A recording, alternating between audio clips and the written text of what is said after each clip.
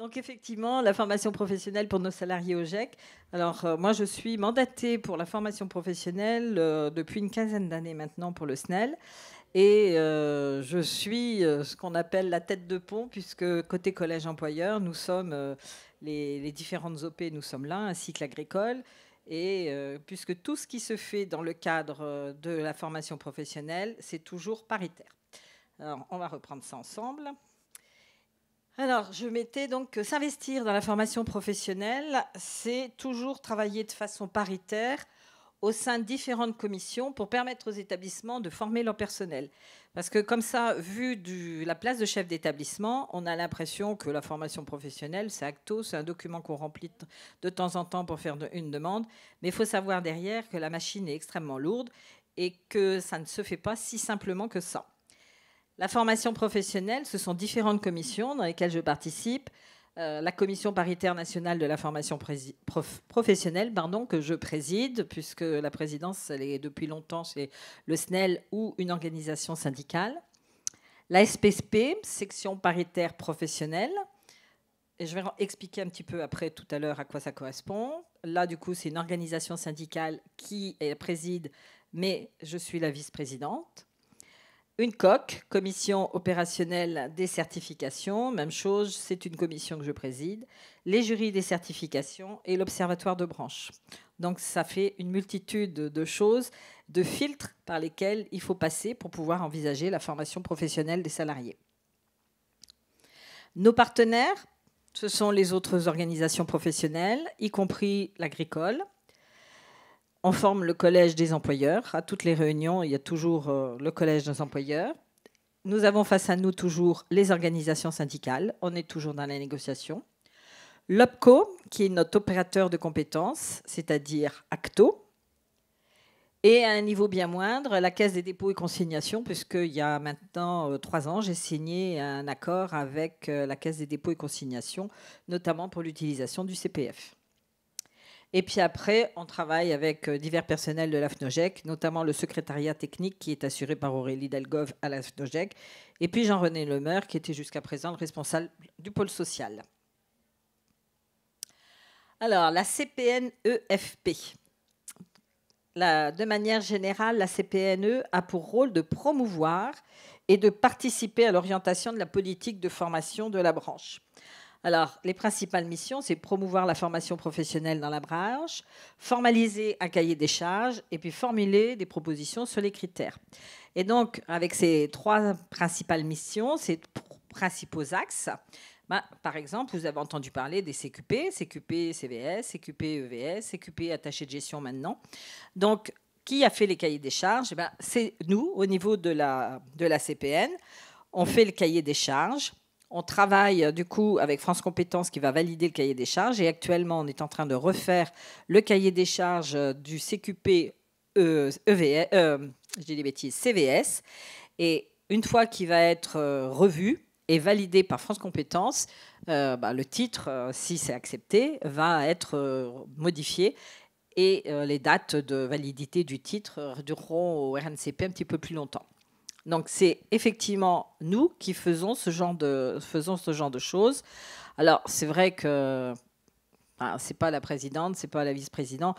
On ne tient pas le crayon tout le temps, mais on travaille aussi beaucoup avec des organismes qui nous accompagnent dans un certain nombre de domaines, et notamment quand il s'agit de réaliser un cahier des charges pour la création d'un nouveau titre.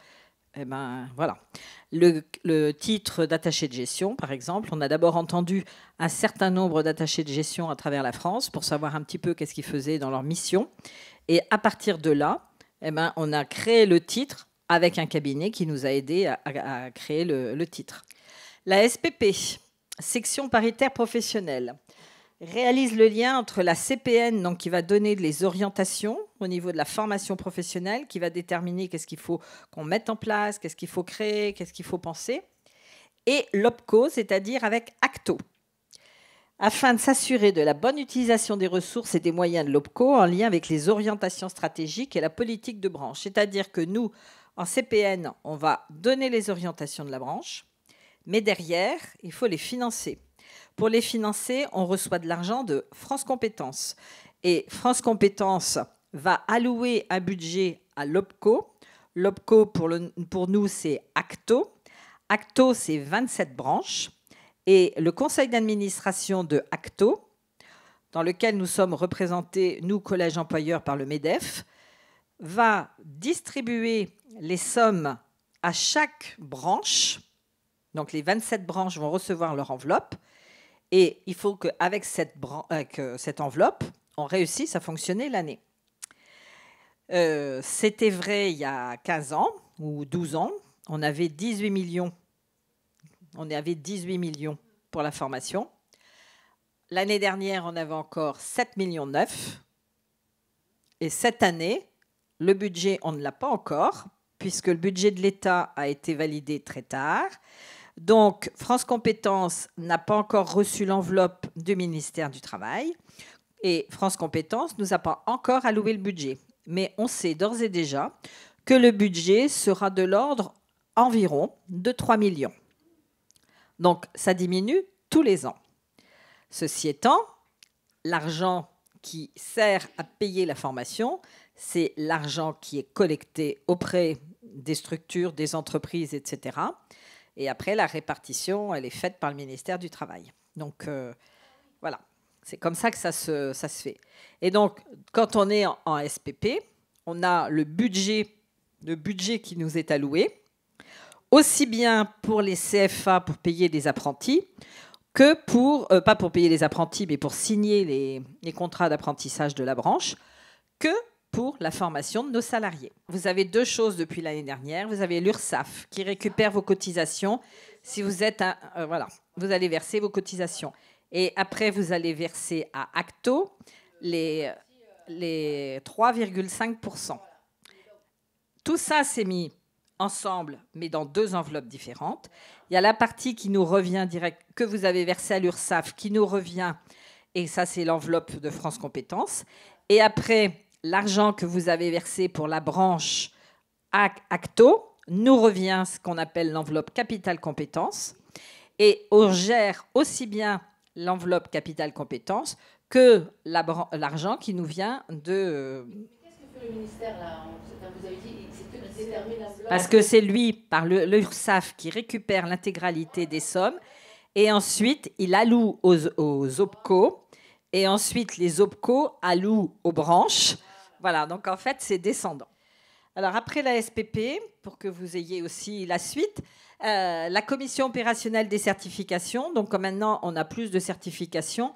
On a créé cette commission il y a 2 ans. Et au cours de cette commission, en fait, on valide tous les... Enfin, on travaille beaucoup avec les organismes de formation, mais surtout, on valide tous ceux qui ont fait passer les examens. Et on refait les points sur les examens, les jurys métiers, etc., dans les différentes certifications. Puisqu'une certification, un titre RNCP, c'est validé par le RNCP, c'est validé par France Compétences, et on est tenu de respecter un certain nombre de critères. Et donc, nous, pour que le titre puisse rester propriété de la branche et qu'il soit toujours validé, on est tenu de respecter des critères, et on est contrôlé. Donc, il faut que les organismes de formation soient au top aussi. Enfin, voilà, il y a un moment, il faut aussi que tout le monde soit... Enfin, et plus ou moins tout le monde est surveillé. Les jurys de certification, les jurys de certification, c'est obligatoire, il nous faut des collègues. On en a de plus en plus besoin. On cherche régulièrement des collègues pour faire des jurys de certification, parce que c'est les certifications... Alors, ça ne dure pas longtemps, c'est une journée. Mais c'est obligatoire et il nous faut des personnes extérieures. Donc, c'est pour valider tous les titres. Les titres, c'est plus de 300 personnes tous les ans qui valident, tant avec le CQP CVS, mais EVS. Et maintenant, avec attaché de gestion, on a commencé à avoir une première promo. Et puis, il va y avoir maintenant aussi les badges RH, etc. Alors, Acto. Acto, donc j'ai dit que c'était notre opérateur de compétences. On est obligé de travailler avec eux, puisque quand il y a eu la réforme il y a 5 ans, on était donc nous, on a connu Opcalia. Il y a eu la réforme des opérateurs de compétences. Enfin, ça s'appelait pas comme ça à l'époque. On a fait le choix d'Acto. Et bon, des fois, on s'en a un peu mordu les doigts. Mais on ne peut plus changer maintenant. Parce qu'il y a 2 ans, on avait même pris un avocat au niveau de la branche pour essayer de changer. Parce qu'on a quand même quelques soucis avec Acto. Alors, il est bien notre collecteur pour la contribution conventionnelle. Il collecte effectivement toutes les demandes de formation, puisque vous passez obligatoirement par eux.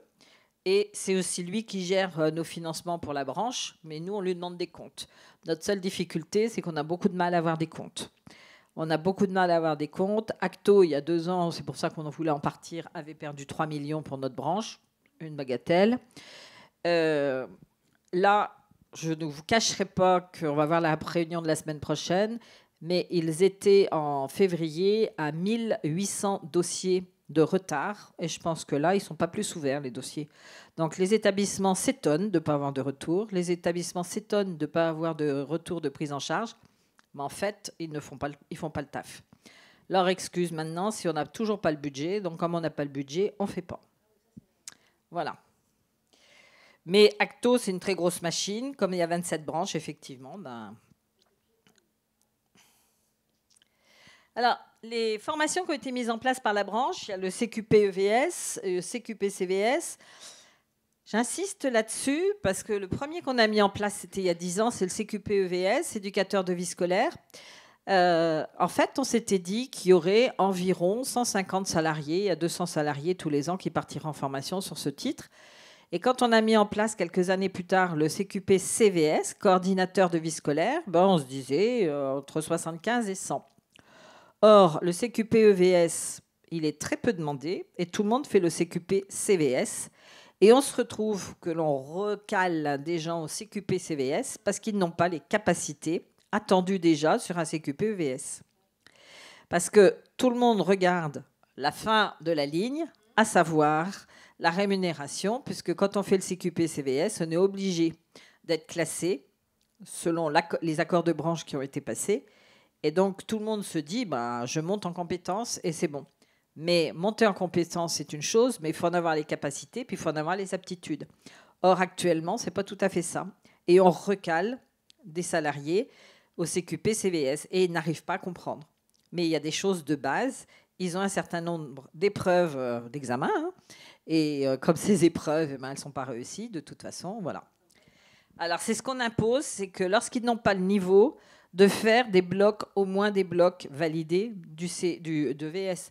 On ne peut pas passer, j'ai envie de dire, on ne peut pas passer le bac si on n'a pas fait la formation avant, quoi. On ne peut pas directement passer du brevet au bac sans faire les 3 années. Et on ne devient pas éducateur, coordinateur de vie scolaire sans avoir vraiment des connaissances terrain basiques de mise en sécurité des élèves, etc. Or, on voit des personnels qui arrivent comme ça. Et puis après, j'ai envie de dire, les chefs d'établissement remplissent aussi souvent très mal les dossiers. Parce que sur la première page du dossier, qu'on a remodifié il y a encore 2 ans en coq, il faut impérativement que le chef d'établissement précise qu'est-ce qu'il va faire de la personne quand elle va avoir fini sa formation et si elle a réussi. Est-ce qu'elle reste dans l'établissement sur le même poste, c'est-à-dire qu'elle n'a pas d'augmentation de salaire, il n'y a pas de poste qui correspond à coordinateur de vie scolaire, ou est-ce qu'effectivement, elle devient coordinateur de vie scolaire et donc il s'engage à rémunérer selon les critères de l'accord de branche. Et actuellement, on a encore des chefs d'établissement qui laissent partir des gens en formation, mais qui ne sont pas clairs. Et derrière, ça fait des petits soucis. Il y a un certain nombre de soucis, puisque effectivement, il faut s'engager et être clair au départ. Quand les gens partent en formation, ils doivent savoir, au retour, quel poste ils vont avoir et comment ça va se passer.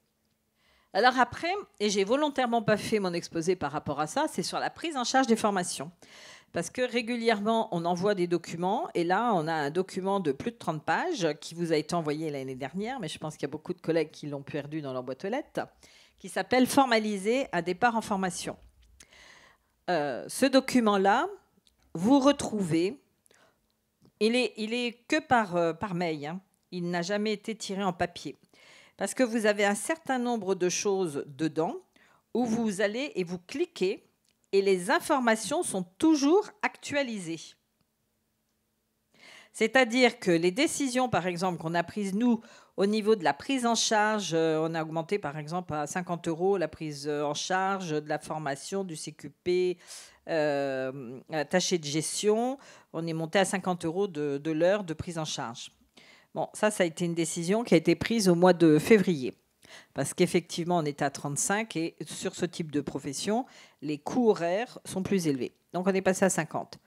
Donc, si vous allez sur ce document-là, mais j'ai dit que j'allais le renvoyer la semaine prochaine à l'ensemble des collègues, en fait, si vous le gardez, vous avez à l'intérieur un certain nombre de liens qui sont toujours actualisés et qui vous permettent de savoir qu'est-ce que vous allez avoir ou de quoi vous allez pouvoir bénéficier comme aide pour pouvoir accompagner vos salariés en départ en formation. Surtout que pour les formations, les titres notamment, vous avez aussi l'utilisation du CPF et il faut que le salarié aille sur le CPF, sur son CPF. Il faut qu'il fasse son inscription sur le CPF par l'intermédiaire du CPF et vous avez un abondement automatique qui peut aller jusqu'à 4 000 €. Donc, il faut le faire. Mais ce n'est pas compliqué, tout est expliqué. Et en fait, vous avez un abonnement jusqu'à 4 000 €. Et en fait, c'est intéressant parce que l'argent, vous n'en avez pas à en sortir. Ça vient directement, ça se met directement. Mais il faut aller voilà, formation de chef d'établissement, etc. La formation de coordinateur opérationnel. Ah ben, il n'a pas à être d'accord ou pas d'accord.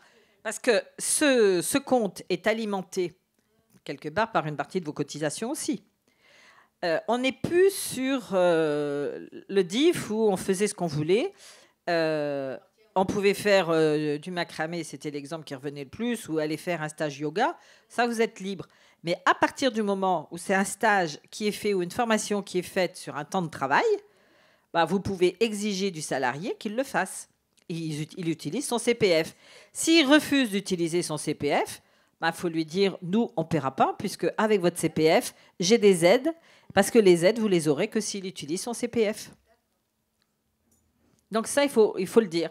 Et avec un salarié, c'est donnant-donnant. Par contre, de la même façon, vous êtes obligé de payer les transports, vous êtes obligé de payer l'hébergement, la restauration. Bon, il faut limiter, mais oui, mais il y a des collègues qui ne payent pas et qui refusent de payer.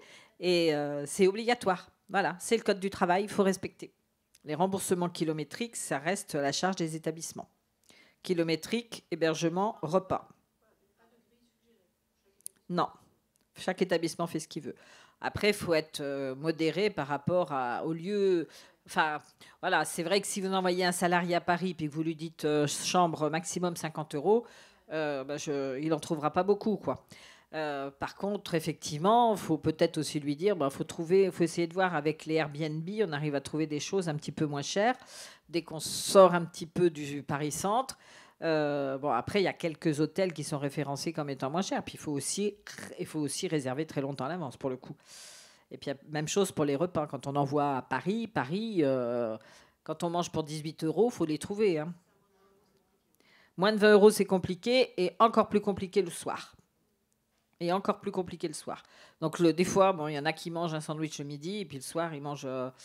voilà. Ou après, vous dites, vous prenez une prise en charge de temps par jour, et puis chacun se débrouille et puis gère ses sous, quoi. Ça dépend aussi, ça peut être ça aussi.